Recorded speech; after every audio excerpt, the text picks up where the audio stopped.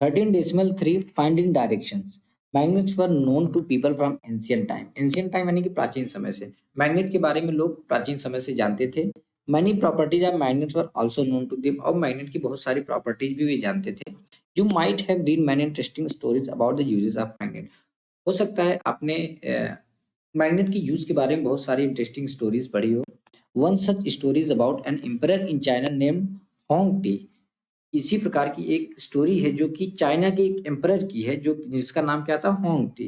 It is said, ऐसा कहा जाता है, that he had a chariot with A statue of a lady that could rotate in any direction. ऐसा कहा जाता है कि जो ये एम्परर था, कौन, होंग टी, उसका एक चैरियट यानी एक उसके पास रथ था जिसपे एक लेडी का स्टेचू बना हुआ था. वह स्टेचू चारों डायरेक्शन में यानी किसी भी डायरेक्शन में रोटेट कर सकता था. It had an extended arm. इस जो स्टेचू था उसमें एक एक्सटेंडेड आर्म लगा हुआ था. As if it was showing the way. ऐसा प्रतीत होता था कि यह रास्ता दिखा रहा हो.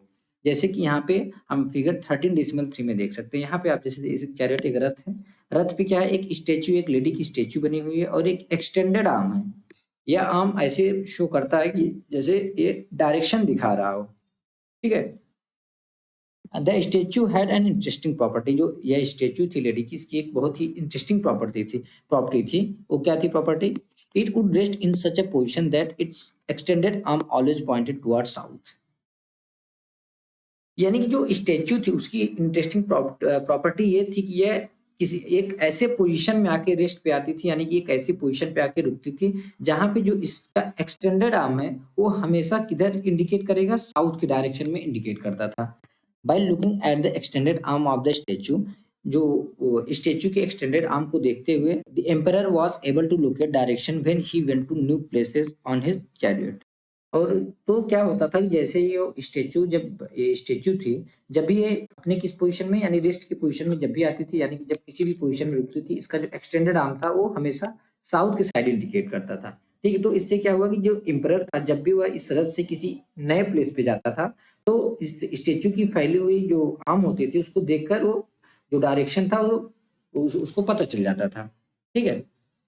Let us make such a different finder for और से चलो हम इसी प्रकार का एक different direction finder such a direction let us make such a direction finder for और से चलो ऐसा डायरेक्शन फाइंडर हम अपने लिए बनाते हैं.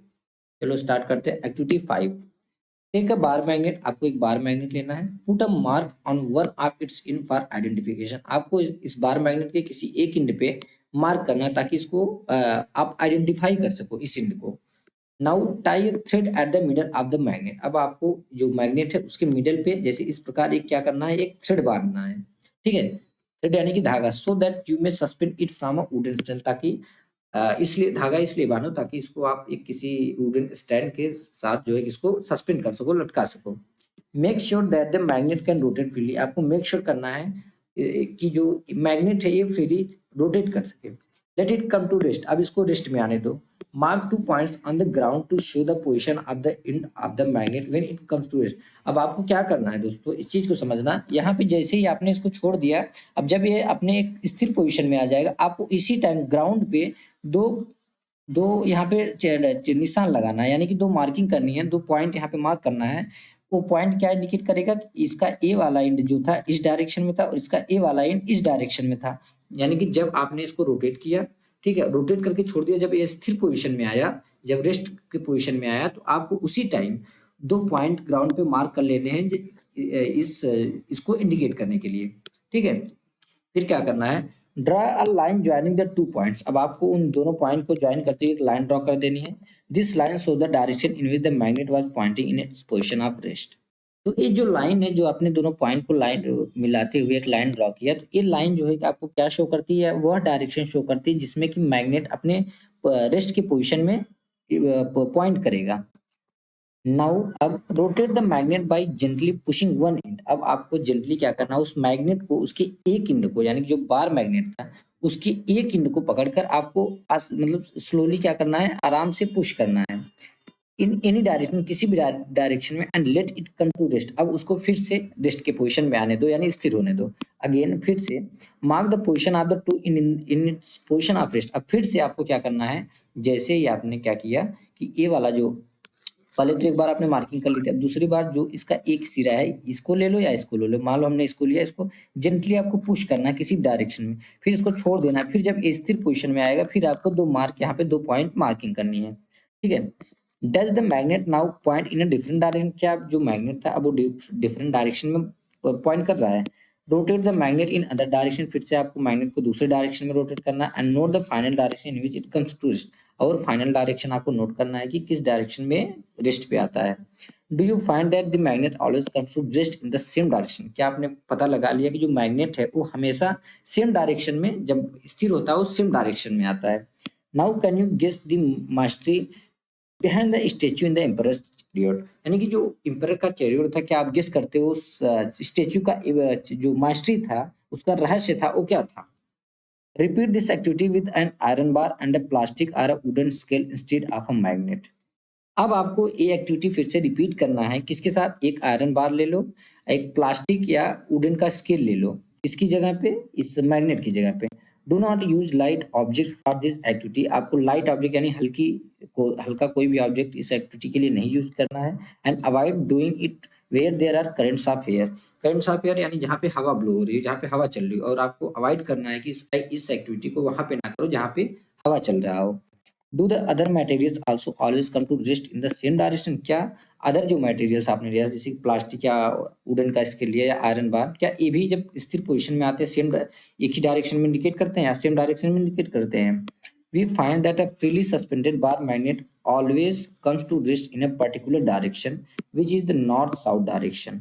हमने क्या पता लगा, हमने यह पता लगा कि जो एक फ्रीली सस्पेंडेड बार मैग्नेट होता है वो हमेशा अपने स्थिर पोजीशन में एक पर्टिकुलर डायरेक्शन को इंडिकेट करता है, जो कि क्या होता है, नॉर्थ साउथ डायरेक्शन को हमेशा वो किस डायरेक्शन में इंडिकेट करेगा, नॉर्थ साउथ डायरेक्शन में इंडिकेट करेगा। Use the direction of the rising sun in the morning to find out the rough direction toward east where you are doing this experiment, यानी कि जहाँ पे आप ये एक्सपेरिमेंट जो हमने अभी एक्टिविटी में किया है, जहाँ पे भी आप ये एक्सपेरिमेंट कर रहे हो, वहाँ पे मॉर्निंग के टाइम आपको क्या करना है कि राइजिंग सन जो यानी उगते हुए सूर्य का जो डायरेक्शन होता है उसका यूज करके आपको रफली जो है कि ईस्ट डायरेक्शन का अनुमान करना है, इस डायरेक्शन का पता लगाना है। If you stand facing east to your left will be north, if you stand facing east, यानी कि अगर आप ऐसे खड़े हो कि आपका जो फेस है, आपका जो चेहरा है वो ईस्ट के डायरेक्शन में, ईस्ट के साइड में है, तो नॉर्थ कहाँ पे होगा, नॉर्थ आपका लेफ्ट लेफ्ट साइड में होगा। Using the sun for finding direction may not be very exact, देखो डायरेक्शन फाइंड आउट करना सन की, यानी कि सन का यूज करके जो हम डायरेक्शन फाइंड आउट करते हैं, may not be very exact, वह एग्जैक्ट नहीं हो सकता, ठीक है, बट लेकिन it will help to make out the direction north from the south on your line, but यह आपकी मदद कर सकता है, आपकी हेल्प कर सकता है किसमें, to make out the direction north from the south on your line, जो आपने लाइन ड्रॉ किया उस पर नॉर्थ और साउथ साउथ डायरेक्शन को, या नॉर्थ और साउथ डायरेक्शन को देखने में या लिखने में, यहाँ पे नॉर्थ साउथ डायरेक्शन कौन सा है उसको फाइंड आउट करने में मदद कर सकता है। यानी कि यहाँ पे इसका क्या करने का मतलब है, इस लाइन का कि देखो जो सन हम यूज करते हैं राइजिंग सन, वह आपको एग्जैक्ट यानी कि डायरेक्शन फाइंड आउट करने के लिए भाई वेरी बहुत एग्जैक्ट नहीं हो सकता, बट ये आपकी मदद करेगा कि जो आपने लाइन ड्रॉ किया है, यानी किसके नीचे लाइन ड्रॉ किया, जो हमने बार मैग्नेट को फ्रीली सस्पेंडेड एयर में छोड़ दिया था, फिर वो एक अपने फाइनल पोजीशन में, यानी जब स्थिर हुआ वो एक पोजीशन में आया, अब उस पे कौन सा नॉर्थ है कौन सा साउथ है उसको फाइंड आउट करने में आपकी मदद कर सकता है, यानी कि अब समझना इस चीज को यहाँ से। अब जैसे कि ये ईस्ट का डायरेक्शन है, ईस्ट के डायरेक्शन अभी जैसे हमने पढ़ा कि हम क्या करते हैं कि अगर आप ईस्ट की साइड में फेसिंग करके खड़े हैं, स्टैंड है, ठीक है, यानी कि आपका चेहरा जो है, आपका फेस जो है ईस्ट डायरेक्शन में है, तो जो नॉर्थ नॉर्थ डायरेक्शन होगा वो आपके लेफ्ट में होगा, लेफ्ट यानी कि इस साइड, ठीक है, यानी कि ये आपका होगा नॉर्थ, ऑब्वियसली ये नॉर्थ होगा तो ये होगा साउथ, ये होगा वेस्ट। यानी कि हमने क्या देखा यहाँ पे कि अगर ये वाला जो चीज है, यानी कि सन जो राइजिंग सन है, सपोज यहाँ से सन आ रहा है, हमने देख लिया फाइंड आउट कर लिया कि ये डायरेक्शन जो है ईस्ट है। अब सीधी सी बात, जो हमने लाइन ड्रॉ किया था नीचे, यानी कि जो फ्रीली सस्पेंडेड बार मैग्नेट छोड़ा था, हमने 2 पॉइंट वहां पे ग्राउंड पे 2 पॉइंट हमने ऐसे ऐसे ड्रॉ कर दिए, ठीक है, 2 पॉइंट हमने क्या किए, मेकआउट किए, बट हम फिर हमने इसको दोनों को मिला दिया, उसके बाद हम ये नहीं समझ पा रहे कौन सा एंड नॉर्थ के साइड इंडिकेट कर रहा है और कौन सा एंड साउथ के साइड इंडिकेट कर रहा है। और उसी टाइम अगर मॉर्निंग के टाइम पे हम देखते हैं कि सन जो है इस साइड से, ईस्ट साइड से क्या है कि सन जो है ईस्ट साइड से राइज हो रहा है, यानी कि सुबह के टाइम, ठीक है। ये एक्टिविटी जैसे हमने देखा कि सुबह के टाइम सन जो है ईस्ट से उदय हो रहा है। सूर्योदय कहाँ से होता है? ईस्ट साइड से होता है। तो अगर ईस्ट साइड में हमने फेसिंग, हमारा जो चेहरा है, हमारा जो फेस है ईस्ट साइड के साइड है, तो हम समझ जाएंगे जो हमारा लेफ्ट साइड होगा वो क्या होगा? नॉर्थ लाइन होगी, यानी नॉर्थ डायरेक्शन होगा। तो नॉर्थ के पोजीशन में क्या? साउथ डायरेक्शन हो जाएगा, ठीक है। यानी कि हमने क्या देखा कि जो सूर्योदय होता है, सूर्योदय की मदद से, यानी using the sun for finding direction, यानी कि सन का फाइंडिंग डायरेक्शन फाइंड आउट करने के लिए सन का यूज करना बहुत एग्जैक्ट नहीं हो सकता, बट यह हमको हम बहुत हेल्प करता है यह फाइंड आउट करने में कि कौन सा नॉर्थ डायरेक्शन है, कौन सा साउथ डायरेक्शन है उस लाइन पे, जिस लाइन को हमने ड्रॉ किया है, ठीक है। Using this you can figure out which end of the magnet is pointing to the north end which point to the south. जैसे कि हमने ऑलरेडी देखा, इसको यूज करते हुए हम यह फाइंड आउट कर सकते हैं कि कौन सा डायरेक्शन नॉर्थ, उस बार मैग्नेट का कौन सा डायरेक्शन नॉर्थ के साइड है और कौन सा साउथ के साइड है। यानी कि यहाँ पे हम देखेंगे इस चीज को। अब जैसे कि हमने ये बार मैग्नेट ऐसे इंडिकेट कर रहा है, ये वाला एक पॉइंट हमने ग्राउंड पे लिया, एक पॉइंट यहाँ पे ग्राउंड पे लिया, हमने इसको जो है कि मिला दिया। भैया हमको ये थोड़ी ना पता है कि कौन सा ये नॉर्थ है कौन सा साउथ। ए भी नॉर्थ हो सकता है, ए भी साउथ हो सकता है, फिर ए भी साउथ हो सकता है, ए भी नॉर्थ हो सकता है। हमको यह पता नहीं है। अब भाई बात आती है आखिर में डायरेक्शन पता कैसे करेंगे? तो आपको क्या करना है, ये वाली जो एक्टिविटी है मॉर्निंग के टाइम में, यानी कि जब सनराइज होगा, सपोज सनराइज हो रहा है इस साइड से, यहाँ पे आपने देखा सनराइज हो रहा है, ठीक है। सनराइज हो रहा है तो आप सीधे, और आपकी फेसिंग जो है, आप यहीं पे स्टैंड हो, यहीं पे खड़े हो, और आपका फेस जो है इस साइड इंडिकेट कर रहा है, यानी कि ईस्ट के साइड। सन कहाँ से राइज होता है? ईस्ट से। तो आप समझ जाना जो लेफ्ट साइड में होगा आपके, वो होगा नॉर्थ लाइन, वो नॉर्थ डायरेक्शन होगा, और जो राइट में होगा वो साउथ डायरेक्शन होगा, और ये वेस्ट डायरेक्शन होगा। सीधे हम समझ गए ना कि अब हमारा जो हमने जो लाइन ड्रॉ किया था उसका कौन सा नॉर्थ साइड इंडिकेट कर रहा है, कौन सा साउथ के साइड इंडिकेट कर रहा है, ठीक है। The end of the magnet that point toward north is called its north seeking end। जो नॉर्थ के साइड इंडिकेट करता है उसको नॉर्थ सीकिंग एंड बोलते हैं। The north pole of the magnet, या उसको नॉर्थ पोल बोलते हैं, मैग्नेट का नॉर्थ पोल बोलते हैं। The other in that point toward the south is called south seeking and और साउथ पोल ऑफ मैग्नेट। और जो दूसरा सिरा है जो कि साउथ के साइड इंडिकेट करता है उसको हम बोलते हैं साउथ सीकिंग एंड या साउथ पोल। इसका मैग्नेट का, all magnets have two poles. जितने भी मैग्नेट्स हैं दुनिया में, सारे मैग्नेट्स के दो पोल होते हैं। व्हाट एवर दियर शेप में भी, उसका शेप कुछ भी हो, usually north and south pole होता है। शेप चाहे जैसा, उसके दो पोल होंगे, एक नॉर्थ पोल दूसरा south pole. This property of the magnet is very useful for, जो मैग्नेट की यह प्रॉपर्टी है दोस्तों हमारे लिए बहुत ज्यादा यूजफुल होती है। For centuries travelers have been making use of this property of magnet to find directions। कई सेंचुरीज तक जो ट्रेवलर्स थे वो वे इस मैग्नेट की इस प्रॉपर्टी को डायरेक्शन फाइंड आउट करने में यूज कर रहे हैं। यानी कि फॉर सेंचुरी, यानी कई सेंचुरियों तक जो ट्रेवलर्स थे have been making use of this property of magnet, वे मैग्नेट की इस प्रॉपर्टी का इस्तेमाल कर रहे हैं, करते चले आ रहे हैं to find direction find out करने के लिए, ठीक है। यानी कई सेंचुरी तक वो लोग कर रहे थे। It is said that in olden days, ऐसा कहा जाता है कि ओल्डन डेज में यानी कि पुराने दिनों, travelers used to find direction by suspending natural magnet with a thread which they always carried with them। ऐसा कहा जाता है कि पुराने दिनों जो ट्रेवलर्स थे वो डायरेक्शन फाइंड कैसे करते थे, डायरेक्शन वो क्या करते थे, उनके पास एक नेचुरल मैग्नेट रहता था और जिसके मध्य में एक थ्रेड रहता था, तो उसको फ्रीली एयर में सस्पेंड कर देते थे, फिर उनको पता चल जाता था कौन सा डायरेक्शन क्या है, ठीक है। लेटर ऑन, बाद में, a device was developed based on this property of magnet.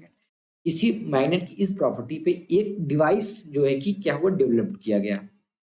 इसको क्या बोलते हैं? It is known as compass. इसको कंपस के नाम से जाना जाता है। Compass is usually a small box with a glass cover on it. एक कंपस क्या होता है? नॉर्मली एक स्मॉल छोटा सा बॉक्स होता है, उस पे एक ग्लास की कवरिंग रहती है। अब magnetized needle is pivoted inside the box. Pivoted मतलब यहाँ पे प्योटेड रहता है सेंटर पे, ठीक है। तो आगे बोलता है कि मैग्नेट, इसमें क्या होता है, कंपास में एक मैग्नेटाइज नीडल होती है जो कि सेंटर में होती है, बॉक्स के जो सेंटर में लगी होती है, जो कि प्योटेड होती है, विच कैन रोटेट फ्री, जो कि फ्रीली रोटेट कर सकती है, जैसे कि यहाँ पे हम देख सकते हैं, ठीक है। The compass also has a dial with direction mark on it. Compass के पास एक डायल होता है, इसको डायल बोलते हैं, ये जो है ना इसको डायल बोलते हैं। डायल होता है जहाँ जिसपे क्या होता है, क्या मार्क रहता है? डायरेक्शन मार्क रहता है। The compass is kept at the place where we wish to know the direction। The compass is kept at the, compass को उस प्लेस पे रखा जाता है where, जहाँ पे we wish to know the direction, जहाँ पे हमारी इच्छा होती है कि हम डायरेक्शन फाइंड आउट करें। ठीक है, यानी कि अगर मान लो किसी कार से जा रहे हैं, हम कहाँ रखेंगे, जहाँ पे ड्राइवर का पोजीशन रहेगा वहां पे इसको मैं जो कंपास होगा वहां पे रखेंगे। ठीक है, यानी कि कंपास को उस जगह पे रखा जाता है जहाँ पे हमको दिशा डायरेक्शन फाइंड आउट करने की जरूरत पड़ती है। It's needle indicate the north south direction, इसकी जो नीडल होती है हमेशा वो नॉर्थ साउथ डायरेक्शन इंडिकेट करती है जब वो एक स्थिर पोजीशन में रहती है। The compass is then rotated until the north and south mark on the dial are at the two end of the needle. Compass को हम तब तक रोटेट करते हैं जब तक कि जो उसके डायल पे नॉर्थ और साउथ डायरेक्शन है वो नीडल पे ना आ जाए। यानी कि जैसे ये कंपास है तो इसका जो डायल होता है ना ये रोटेट होता है, तो इसको हम तब तक रोटेट करते हैं जब तक इस पे जो मार्किंग है, जैसे यहाँ पे नॉर्थ मार्किंग और ये साउथ मार्किंग, तब तक रोटेट करेंगे जब तक कि ये नीडल जो है नॉर्थ और साउथ लाइन पे ना आ जाए पॉइंट पे। To identify the north pole of the magnetic needle it is usually painted in different colour. देखो जो नॉर्थ पोल को उसको इंडिकेट करने के लिए हम नॉर्मली इसको डिफरेंट कलर में पेंट करते हैं। 13.4 make your own magnet. There are several method of making magnet, बहुत सारे मेथड है मैग्नेट्स बनाने का। Let us learn the simplest, सबसे जो सिंपल है चलो उसको सीखते हैं।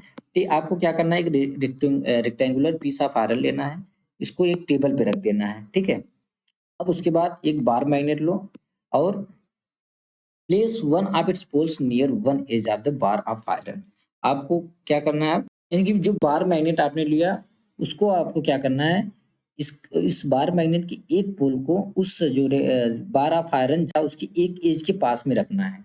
ठीक है, यानी आपने क्या क्या लिया, एक जैसे कि हमने एक रेक्टेंगुलर पीस ऑफ आयरन लिया था, फिर उसके बाद एक बार मैग्नेट लिया था, तो आपको क्या करना है, उस बार मैग्नेट को जो जिस टेबल पे आपने रेक्टेंगुलर पीस ऑफ आयरन रखा था, यानी रेक्टेंगुलर आयरन का पीस रखा था वहां पे उस पे बार आयरन को उसी पे रखना है, बट इसके उसके किसी एक पोल को इस किसी एक एज के नियर बाय रखना है।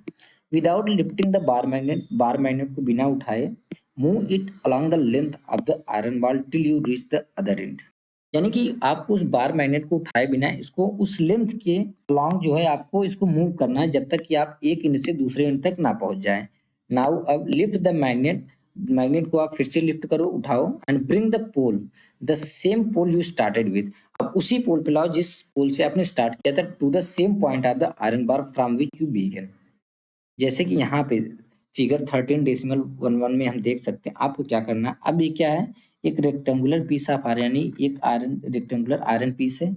अब यहाँ पे आपने क्या किया, एक बार मैग्नेट लिया। ठीक है, तो बार मैग्नेट को आपको क्या करना है, जैसे आपने यहाँ से इसके एक एंड से, यानी कि इसके एक एज से आपने इसको इसी के अलोंग में ऐसे लेके जा रहे हो। ठीक है, ऐसे जब दूसरे एंड तक पहुंच जाओ आपको फिर क्या करना है, यहाँ तक आपको इस पूरे लेंथ पे अलोंग द लेंथ आपको कहीं पे जो मैग्नेट का बार मैग्नेट है उसको लिफ्ट नहीं करना है। जैसे ही आप दूसरे एंड पे पहुंच गए, इसके दूसरे एज पे पहुंच गए, यहाँ से आपको लिफ्ट करके फिर सेम पोजीशन पे सेम बार मैग्नेट का सेम एंड होना चाहिए। एक चीज और आपको इंश्योर करना है कि ऐसा नहीं कि आप पहले ए वाला एंड यूज किए उसके बाद दूसरा एंड यूज किए, नहीं, आपको सेम एंड यूज करना है। फिर से सेम प्रोसेस है, बार बार ऐसे ऐसे रिपीट करना है, रिपीट एंड रिपीट ऐसे करना है बार बार। ठीक है, move the magnet again along the iron bar in the same direction. आपको फिर से उस मैग्नेट को उस आयरन बार के अलोंग में फिर से मूव करना है सेम डायरेक्शन में, जैसा कि आपने पहले किया था। आपको इस प्रोसेस को 30 से 40 बार करना है।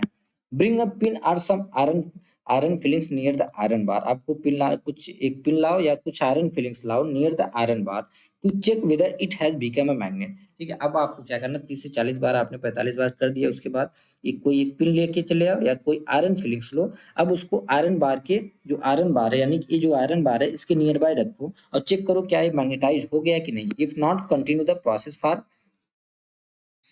सम मोर टाइम। अगर नहीं हुआ है फिर से इस प्रोसेस को 50 से 60 बार यानी कि कुछ और बार करके देखो। Remember that the pole of the magnet and the direction of its movement should not change. जैसा कि हमने बात किया, जो ये आपको याद करना है कि जो पोल है, इसका जो पोल है आपको चेंज नहीं होना चाहिए, इस पोल को आपको चेंज नहीं करना है और डायरेक्शन जो है उसको भी चेंज नहीं करना है।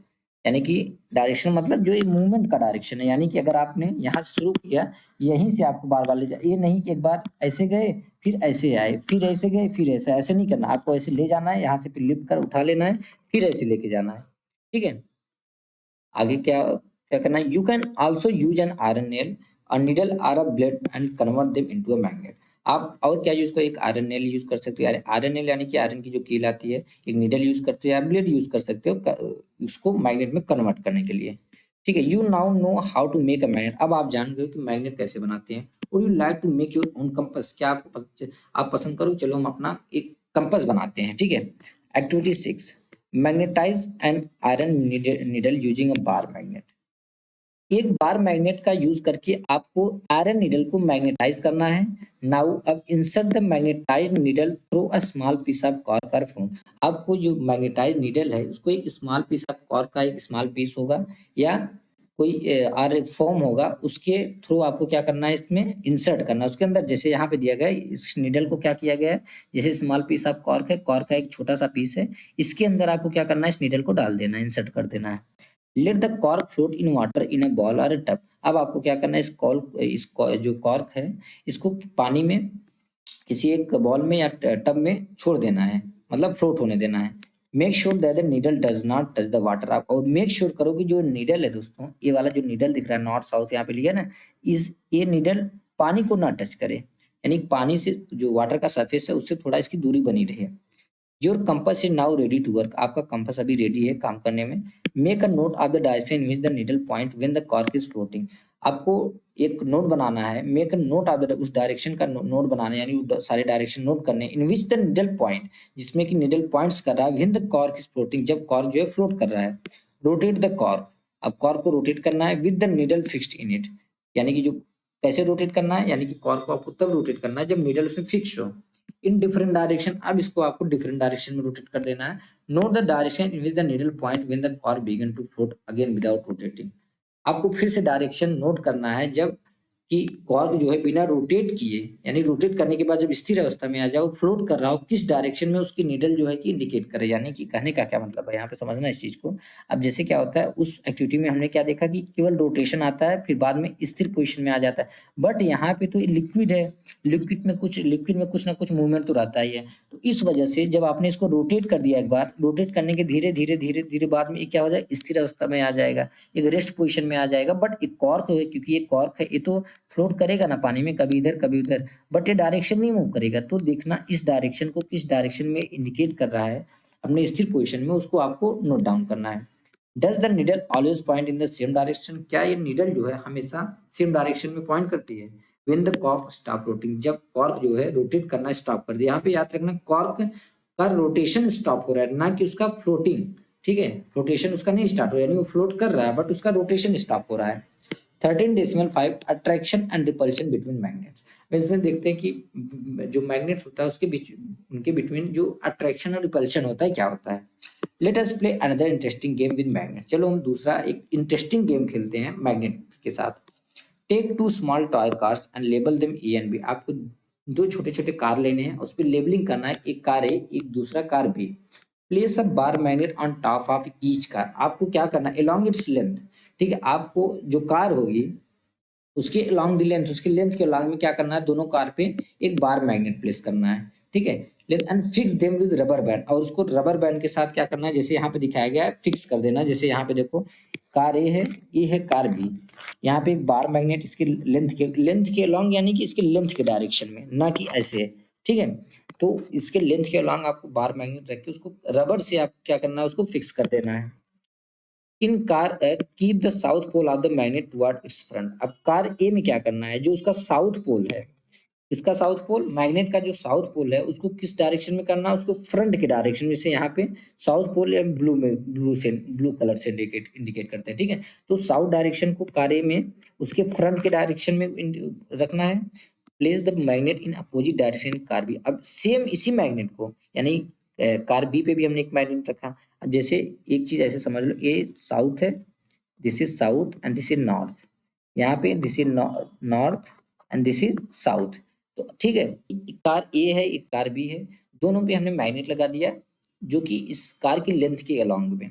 और कार ए में हमने क्या किया, जो मैग्नेट का साउथ पोल था वो इसके टुवार्ड कर दिया, हमने कार की फ्रंट के साइड में कर दिया।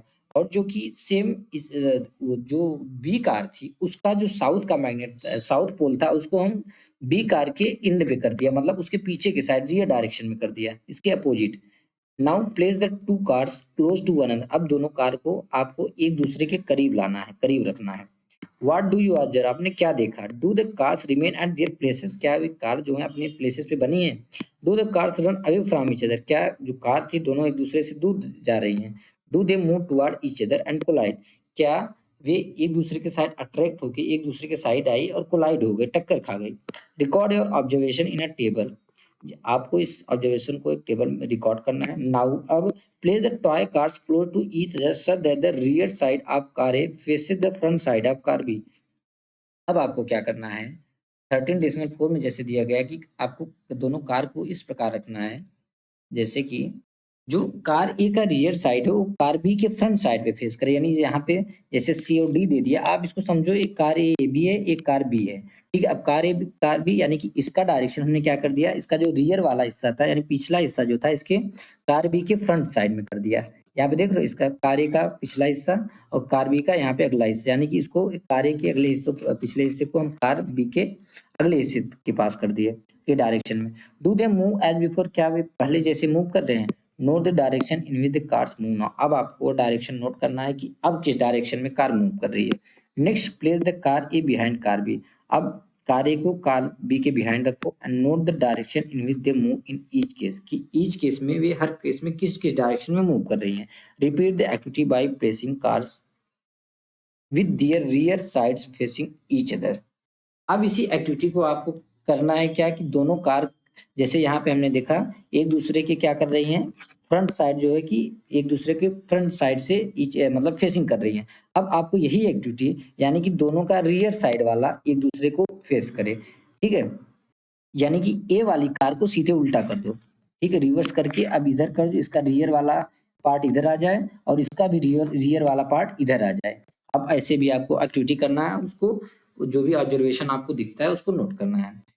अब ईच केस में आपको इस ऑब्जर्वेशन को रिकॉर्ड करना है, यानी कि एक बार ऐसे करना फिर ऐसे करना। एक चीज और याद रहे कि इस पूरी एक्टिविटी को आपको इस प्रकार करना है, जैसे एक एक्टिविटी को हमने किसके थ्रू किया, इसके थ्रू किया कि मतलब एक बार दोनों को एक दूसरे के अगेंस्ट फेस कराया, फिर उसके बाद एक के साइड में फेस कराया। सेम उसी एक्टिविटी को इस प्रकार भी करना है, यानी कि दोनों का जो पिछला हिस्सा हो, जैसे दोनों अगले हिस्से एक दूसरे के सामने, फिर दूसरी जो एक्टिविटी करोगे आपको वो दोनों हिस्से जो पिछले हिस्से हैं वो दोनों एक दूसरे के सामने होने चाहिए, फिर इस प्रकार आपको करना है और फिर उस ऑब्जर्वेशन को नोट करना है।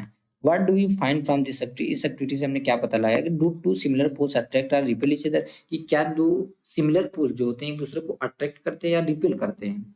What about opposite poles, opposite poles हैं वे क्या करते हैं। डू दे अट्रैक्ट और रिपेल ईच अदर, क्या वे एक दूसरे को अट्रैक्ट करते हैं या रिपेल करते हैं। This property of the magnet can also be observed by suspending a magnet and bringing one by one the poles of another magnet near it। इस एक्टिविटी को यानी कि इस property of the magnet can also, जो magnet की यह property है यानी कि अट्रैक्शन और रिपल्शन वाला, इसको हम एक दूसरे तरीके से भी देख सकते हैं। कैसे, बाय सस्पेंडिंग अ मैग्नेट, एक मैग्नेट को हम एयर में सस्पेंड कर देंगे थ्रेड के थ्रू और दूसरा जो मैग्नेट होगा उसकी एक बार इस एंड को उसके उसके समीप लाएंगे, एक बार दूसरे एंड को उसके समीप लाएंगे।